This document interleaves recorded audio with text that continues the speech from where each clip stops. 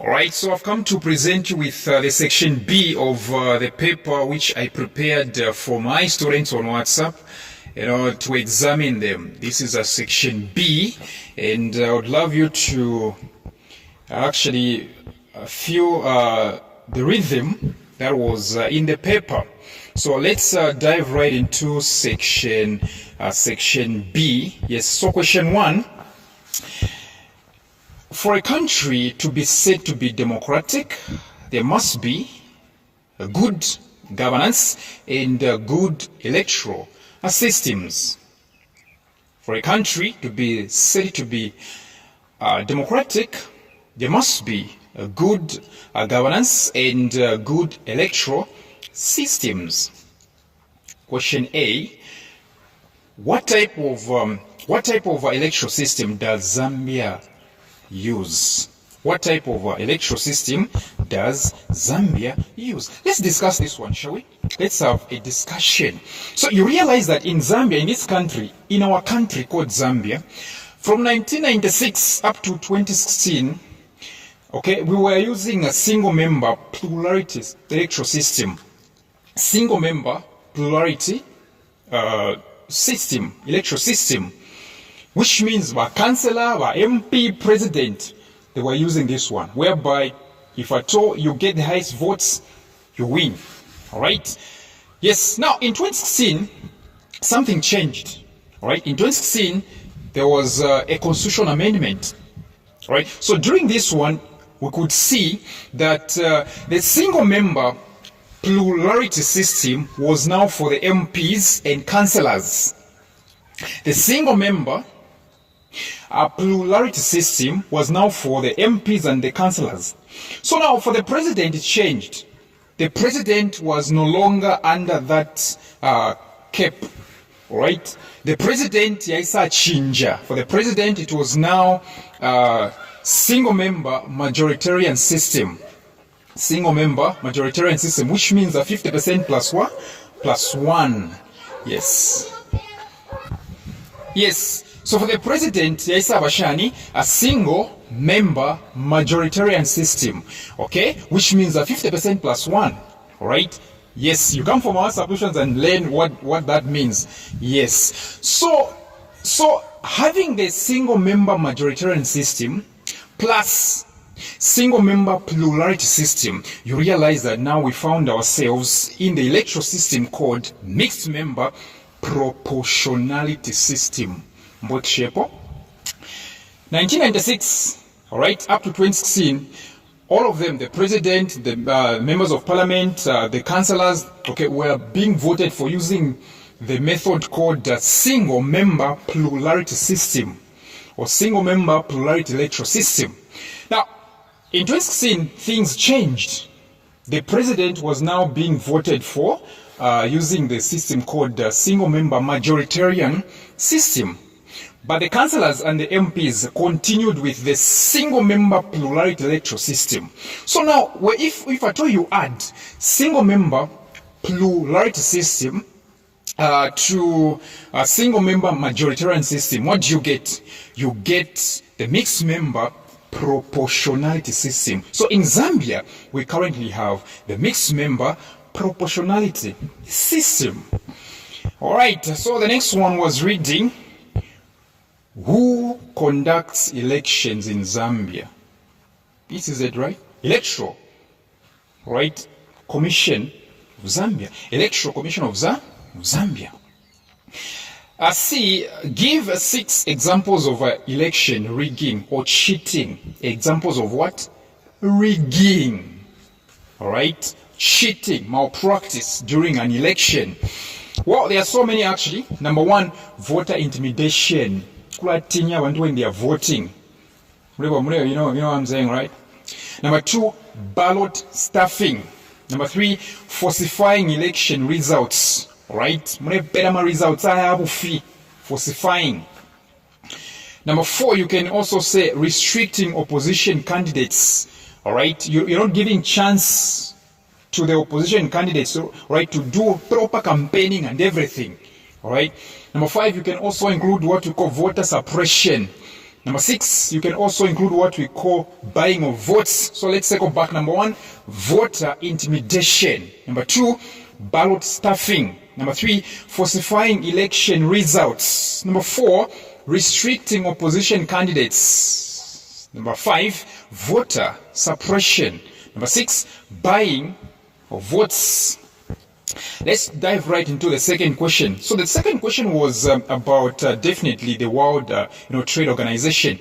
Study the diagram below showing the organization structure of the World Trade Organization, WTO. And so we have the top spot being occupied by the Council of Ministers or Ministerial Council. All right. The second spot, which is breathed by the Council of Ministers, is World Trade Organization itself, WTO. The next one, we have the General Council, which is branching from World Trade Organization, along with the sector councils and several committees. Which organ of the World Trade Organization meets every 2 years? There must be an organ of the WTO to be meeting every 2 years. And that one is no other than the Council of Ministers or the Ministerial Council. The first one, actually, the one on top, they have to be meeting, right? They have to be meeting. The second one, give the name of the country where the headquarters of the World Trade Organization WTO is. So it's amazing, right? It's actually not. It's not in Zambia. It's not. Give the name of the country where the headquarters of the World Trade Organization WTO is. It's in Switzerland, right? Switzerland. If at all they ask you for the city, you simply say Geneva, right?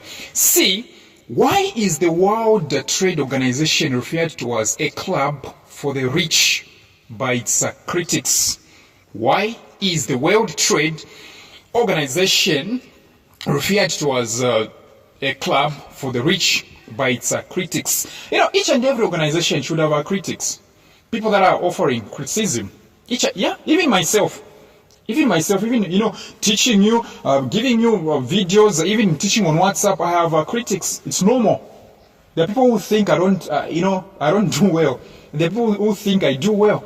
Even you have critics. So even no matter how good the WTO might be, it has got critics. So now this question wants you, all right, to give the reason. To give the reason why the WTO, or the World Trade Organization, all right, is criticized, all right, by its critics. So you simply say, because there is a concern, quite a concern. There is a concern that its rules, rules yakwate organization. The rules and operations are disproportionately benefit wealthy and developed nations, which means this World Trade Organization, right, benefits the developed countries more than the developing countries. Okay? There is a concern that its rules and operations disproportionately benefit wealthy and developed nations at the expense of developing countries. You know what that means? It simply means to say the rich countries, developed countries, all right, are sucking out over the developing countries. For example, America and Zambia, if I told these two are in this World Trade Organization, you realize that America is getting richer at the expense of what? Sucking, all right, nuking out from Zambia, the developing one. That's what it means. That's what it means. All right? Yes, that's what it means. Okay, D, differentiate between balance of trade and balance of payment. Differentiate between balance of trade and balance of payment. All right, so balance of trade is actually the difference between the value over visible imports. Let me go slow. Balance of trade is the difference between the value of visible imports and exports over a particular period. The value of visible, let me say the difference between the value of visible imports and exports over a particular period. Whereas balance of payment is when a country receives more foreign exchange from exports but spends less on forex, on imports. Balance of payment is when a country receives more foreign exchange from exports but spends less forex on imports. You come from WhatsApp tuitions, right? You learn more. So, question E, what is meant by comparative cost advantage? What is meant by comparative cost advantage? This one means two countries. This is when two countries agree. This is when two countries agree to specialize and trade with each other if each country has a clear-cut advantage in producing a particular commodity. Let me give you an example. Zambia and Zimbabwe sit together. They're like, okay, since you Zambians, you know how to make this product, and us Zimbabweans, we know how to make this product. Now let's start doing trade. Okay, let's begin a trade. Since you're good at that, we'll be buying that. Now if we are good at this, you'll be buying this. You get the point, right? Since you people can produce this amazingly, now if we can produce this one amazingly, so we'll be buying, all right? All right? Yes. So you buy our thing, we buy your thing. That's what we call cost, let me say comparative cost advantage. All right, let's go to question 3. Question 3. And so question 3 is about cannabis. Yes, question 3 is definitely about cannabis. It's saying, briefly explain the effects of a cannabis, aka ichamba. Right? Ichamba on the user. So if I told you are utilizing ichamba, cannabis, what exactly are you going to face? All right. Okay, you can put this one in point form, yeah? You can put in point form, no problem. Okay, you simply say, number one, it makes the user feel exhausted. So the user feels exhausted. That's the first thing, which means tired. All right. The second one, you simply say, it makes the user to have high appetite for food. Okay, so they have what? High appetite for food. All right. So the first one, what did I say? They make the user exhausted. They make the user feel exhausted. Number two, they make the user to have high appetite for food. Number three, you can say it affects the memory. Not only that, the concentration and coordination. The memory, concentration and coordination. People that abuse ichamba, all right, they lose concentration. They don't have either muscular or any other coordination, all right? Their memory is lost at some point. They have memory loss. Next one, you can say it affects the reproductive system. How? By reducing the sperm count in males. It affects what? The reproductive system by reducing the sperm count in males, all right? And it causes what? Irregular menstrual cycles. It causes irregular menstrual cycles in females. Next one, you can add cancer. It causes cancer. Next one, you can say it makes someone paranoid and anxious. Okay? They become paranoid and anxious. They are full of anxiety. Right? Next one, you say they make the user become what? Talkative. They talk too much. Right? They become talkative, too talkative. All right? Number 4, the United Nations Organization, UNO, was formed as a result of the gross violations of human rights that took place during the Second World War. Is it Hitler or Hitler? Okay, Hitler, Adolf Hitler. Okay. So yeah, the United Nations Organization, UNO, was formed as a result of the gross violations of the human rights that took place during the Second World War, yes, during Adolf Hitler. Yes, the UNO has membership from many countries in the world. The UNO has membership from many countries in the world. And so the first one is reading, on which date and year was the United Nations Organization established? When was the UNO established? All right, so don't even hesitate. Just tell them to say 24th October, not 1964, but 1945. 24th October, 1946. Sorry, 1945. 24th October, 1945. 24th October, 1945. All right. Yes, which means 19 years before Zambia got independence. Next, what is its main objective? In short, what exactly does the UNO aim at? It aims at what? It aims at what? What exactly does it aim at? It aims at maintaining international peace and security. So you simply say, to maintain international peace and security. Yes. Next one, we have, which one is saying, which UNO organ ensures that conflicts among countries are resolved peacefully? Which UNO organ ensures that conflicts among countries are resolved peacefully?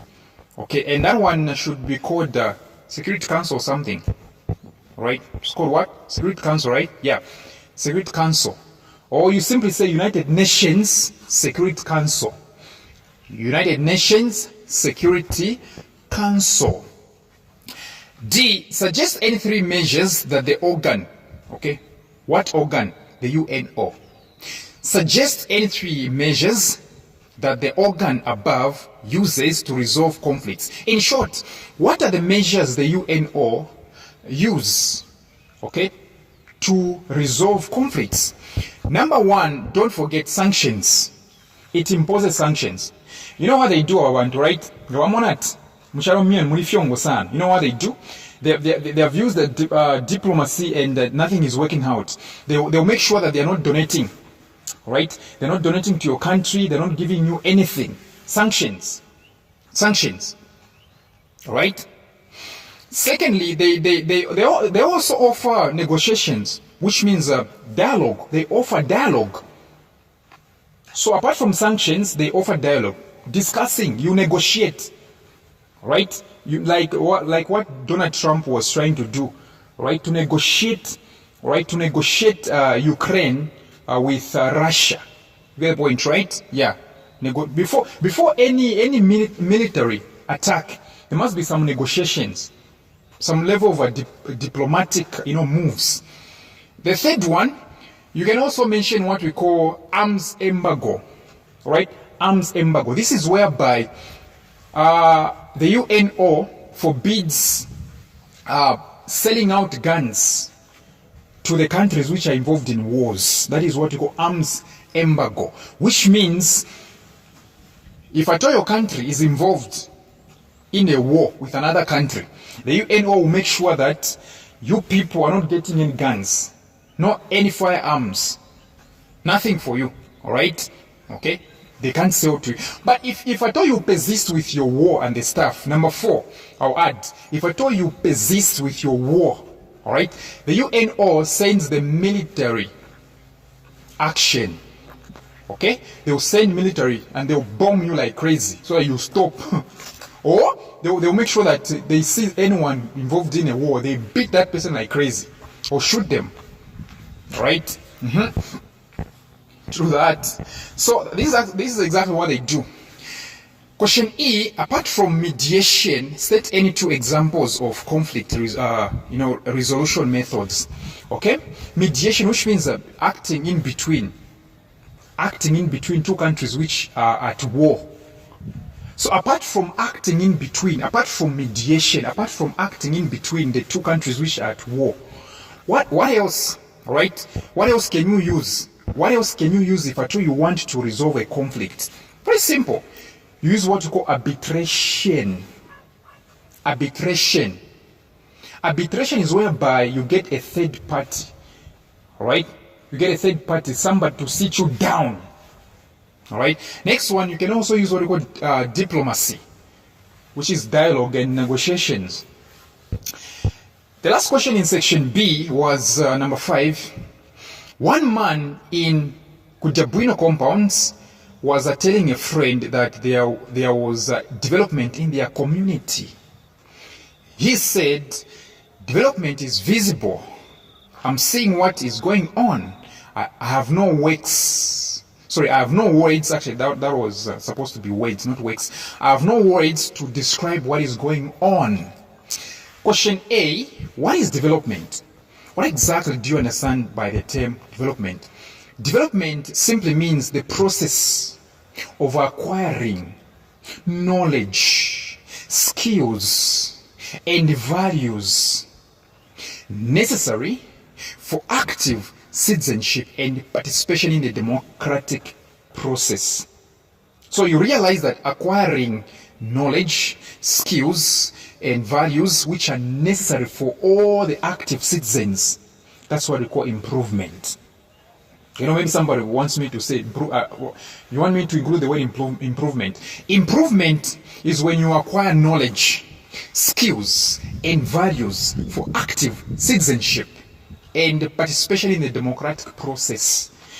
The next one is obviously the indicators of social development. Mention 2 indicators of social development. How do you know that in our society we have development?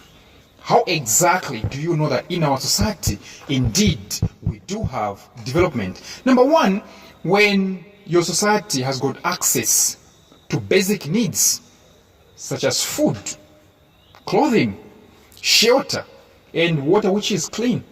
Drinking water that is clean, or clean drinking water. Okay? Clothing, food, shelter, clean drinking water. When your society has got human rights, if I told you it has promoted human rights, that's the second one. Promoting human rights. Okay? Third, you can also include good governance. Fourth, you can include what? Education and health care. If at all in your society there is education and hospitals, clinics are being built, okay? Those are indicators of development. All right? There are so many actually. There are so many. All right, so let's answer question C. Distinguish between social and economic development. Remember, the word social comes from the word society. Economic comes from the word economy. So what exactly is the difference between social development and economic development? Very simple. Social, just like it suggests, it's about people. Economic is about a country. All right? Social, it's about people. Economic, country. So social development is the improvement in the standard of living of the people. This is the social, this is the improvement in the standard of living of the people. While economic development means an increase in the country's productive capacity. When your country has got an increased productive capacity, which means if at all your country has increased in terms of productivity, that's what we call economic development. So social development is the improvement in the standard of living of the people. Whereas economic development means an increase in the country's productive capacity, such as the rise in the real national income over a period of years. Let's handle the last one. Explain why labor is not a factor, is not only a factor of production, but also the reason for carrying out economic activities. Explain why labor, manpower, right? Explain why manpower is not only a factor of production, but also the reason for carrying out the economic activities. Well, it's very simple. You simply say this is because it's not just about the human effort involved, but also the application of skills. Labor is also about what? Application of skills, knowledge, and effort that enable the creation of goods and services. Labor is not only about you exercising your efforts, even using your knowledge, your skills, all right? Okay, and the knowledge and the skills will be used to create goods and services come from our substitutions.